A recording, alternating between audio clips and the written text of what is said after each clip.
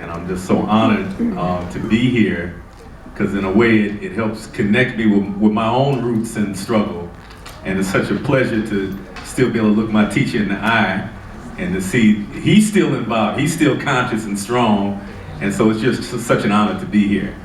So I met Dr. Peters in 1969, and I guess that's why she started down on this end with myself and Greg.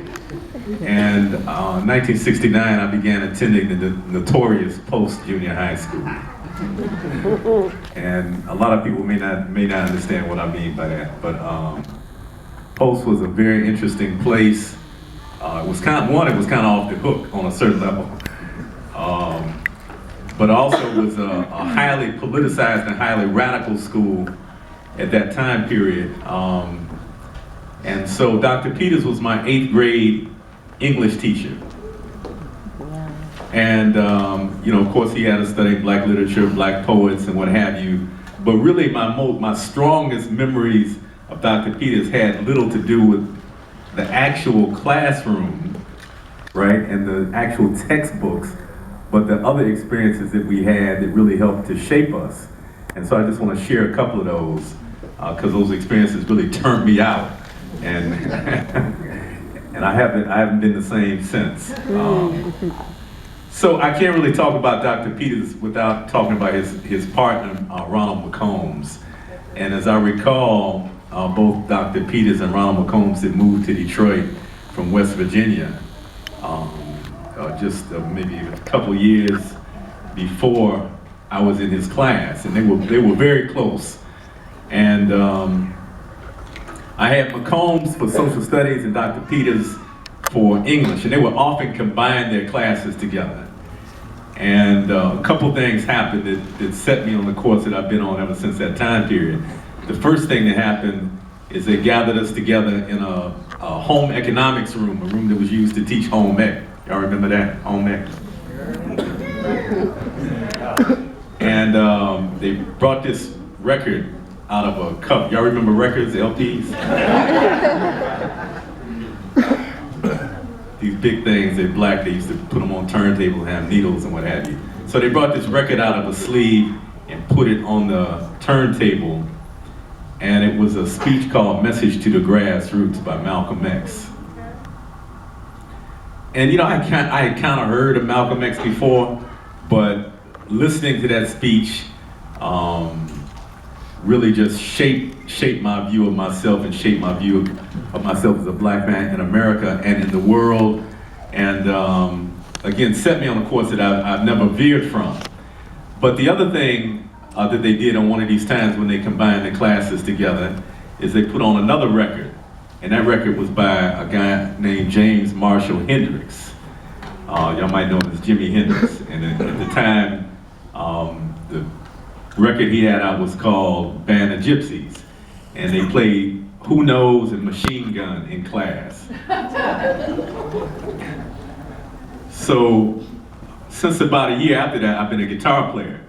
And so those two things really helped to define my life: exposure to Malcolm X and radical black power politics, and the music not only of Jimi Hendrix, but also we were exposed to the music of John Coltrane, the dozens of blues artists, Pharoah Sanders, and kind of all of the music of that time. And so it was this very rich cultural experience. And we had discussions in class that were very provocative discussions. And keep in mind, I was 13 at the time. And so we were exposed to these rich discussions about economic systems, about communism and socialism and capitalism, and about Zionism and about white supremacy. And and so that really helped to shape not only myself, but the other people who were in my class. In fact, is anybody else here who's in my class at Post? I invited some of my classmates, I don't see them here. Who that? In the back. Abdul Malik. Abdul Malik, what's up? And so, in fact, come up to the front for just a minute. Come up to the front for just a minute. Because we were in the same class. So when I'm describing, he also experienced at the same time. Okay, I know this is all off the hook and off the agenda, but that's what we do.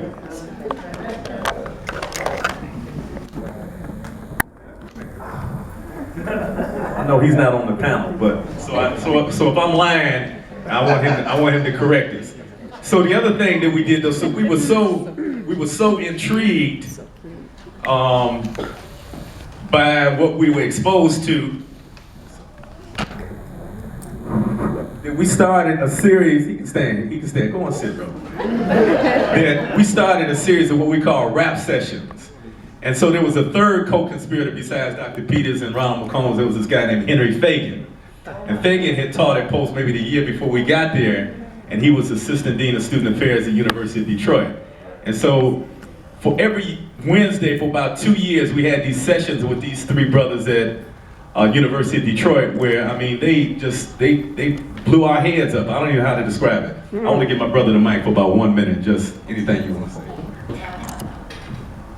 Dr. Peters, much love goes out to you.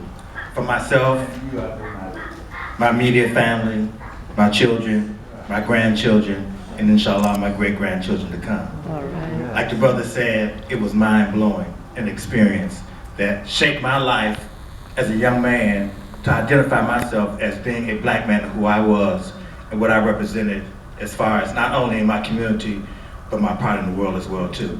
Everything the brother said was true. He started us on our role of nonviolent revolutionary tactics. We started a protest in the lunchroom where we wanted pictures of Malcolm X and Angela Davis and Rap Brown and equal portions in the lunchroom. And we started a sit-in. This one we were 12 and 13 at Post Junior High. And Dr. Peters, Mr. McCombs, and Henry Fagan, they were directly responsible for our enlightenment and putting us on the course in which we are today. Bless you, Dr. Peters, you and your family.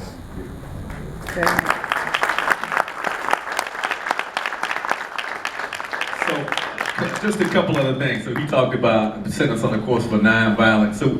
So now, you know, when you're 12, 13, you're not, we weren't all that concerned about the law. So he talked about one thing, the protest in the lunchroom. But what he didn't talk about, I think the statute of limitations is over now, so I'm gonna say this. The flags. So, I don't even know if Dr. Peters knew about this, but after they put all this in our heads, so me and this brother had a campaign and one other brother, where every American flag in the school, we confiscated and we burned them, okay? I don't know if you knew that or not. You heard about it. And what's interesting, the assistant principal, Mr. Carroll at the time, he came to pull me out of class one day. He said, look, I know you're doing this, but just stop, right? But we didn't get put out of school or nothing like that. But, okay, so the thing, my time is up. I just want to say a couple other things. So in addition to like the radical political thought that Dr. Peters and Mr. McCombs and Mr. Fagan instilled in us, also Peters was the epitome of cool. Y'all don't understand. Y'all don't understand. Yes, we do. Now see, some of y'all know the 1980s and the 1990s Peters. I'm talking about the 1969 Melvin Peters. With the big afro and the shoes with the tassels on them. Right, that's what I'm talking, that Peters, that's what I'm talking.